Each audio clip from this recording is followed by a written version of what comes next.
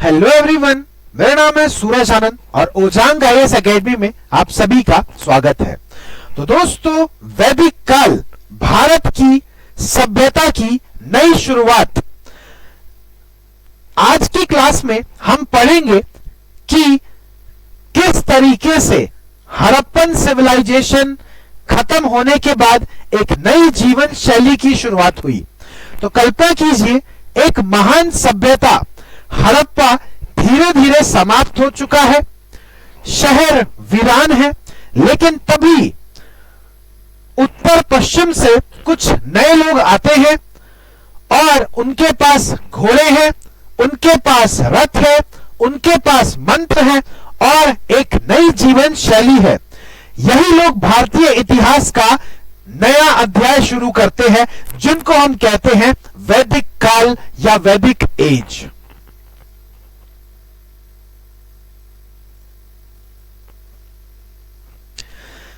क्या ये केवल नए लोग थे? क्या इन्होंने भारत की संस्कृति, भाषा और परंपराओं की नींव रखी? आइए जानते हैं।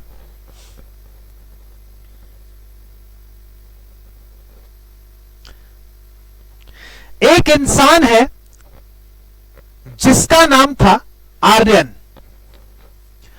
वह इंसान सुबह उठता है, अपने घोड़े और गायों के साथ यात्रा पर निकलता है।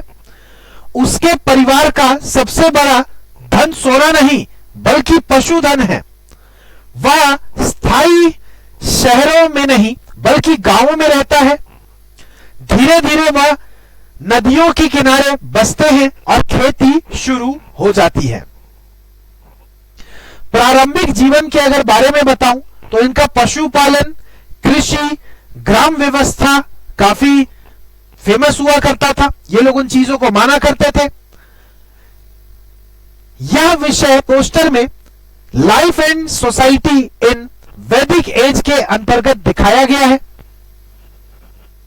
अपनी आंखें बंद कीजिए और आज से 3500 साल पहले चले जाइए टाइम मशीन में बैठ करके। आप लोग इमेजिन करिए कि मिट्टी के घर हैं, गाय और बैल घूम रहे हैं, खेतों में काम कर रहे हैं लोग, नदी के किनारे बच्चे खेल रहे हैं, शाम को यज्ञ हो रहा है। तो कितना बेहतरीन टाइम है। आज के टाइम पे ये सारी चीजें तो दिखाई ही नहीं देती हैं।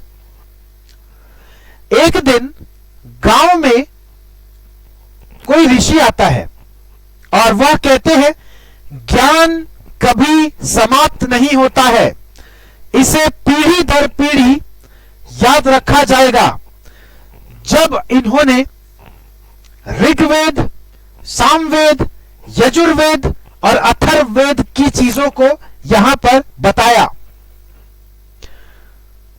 तो वैदिक जीवन और ज्ञान के प्रमुख स्रोत माने जाते थे।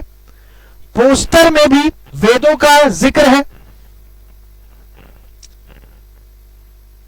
महाभारत, रामायण का उल्लेख भी इसी टाइम के अंतर्गत हुआ था। तो कितनी प्यारी तस्वीर है, क्या क्रिएटिविटी है, मजा आ रहा है कि नहीं बताइए। गांव बढ़ने लग गए थे धीरे धीरे। अब व्यवस्था की जरूरत थी, इसलिए राजा, पुरोहित, सभा जैसी संस्थानों का महत्व बढ़ने लग गया। प्रशासन की मांग होने लग गई। वर्ण व्यवस्था एक पहलू बन गया कि राजा ऊपर बैठेगा, बाकी सारे नीचे बैठेंगे। अगर किसी समाज में कोई नियम ही ना हो तो क्या वो समाज लंबे समय तक चलेगा? बिल्कुल भी नहीं चलेगा। अब शाम हो चुकी है, अग्नि जल रही है, पूरा गांव यज्ञ के लिए इकट्ठा हुआ है। यज्ञ का महत्व समझिए दोस्तों, क्या जरूरी है। हम आज के टाइम गंगा जी की आरती देखने जाते हैं गंगा घाट पे हरिद्वार में, कितना मजा आता है। और उस टाइम हर गांवों में ये चीजें हो रही हैं। धार्मिक और सामाजिक जीवन बेहतरीन हो रहा है।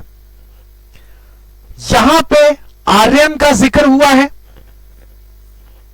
आर्यन का जिक्र हुआ है, आर्यन के घरों को दिखाया है,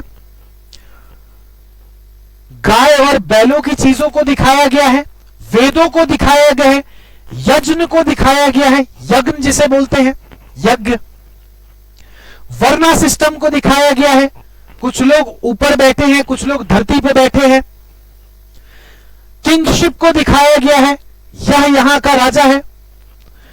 यूपीएससी मेंस में अगर सवाल पूछा जाए वैदिक काल भारतीय सभ्यता की आधारशिला क्यों मानी जाती है, तो आप इन सब बिंदुओं को उसमें लिखिएगा। तो दोस्तों, आप लोगों के सामने हूं मैं सूरज आनंद। हड़प्पा ने हमें नगर दिए, लेकिन वैदिक काल ने हमें विचार दिए। यही से वेद, यज्ञ, संस्कृति, सामाजिक संस्थानों और भारतीय परंपराओं की मजबूत नींव रखी गई थी और वह विकसित भी हुआ था। इसलिए वैदिक काल केवल इतिहास का अध्याय नहीं है, बल्कि भारतीय सभ्यता की दिशा बदलने वाला युग है। अगली क्लास में हम जानेंगे कि किस तरीके से वैदिक काल और उत्तर वैदिक काल में क्या क्या परिवर्तन हुआ था। बने रहिएगा, जुड़े रहिएगा, और इसी तरीके से हम अब क्रिएटिविटी को लेकर के मैं बहुत ही ज्यादा परफेक्ट हूं, तो इसी परफेक्शन के साथ आप लोगों से निवेदन करूंगा कि हमारी सस्ती कोचिंग 50,000 फीस में नहीं है दोस्तों, बाकियों की तरह केवल 7,000 रुपए में आप लोगों को पूरे फाउंडेशन की तैयारी करवाई जाएगी। प्रीलिम्स, मेंस और सीसेट पर फोकस किया जाएगा।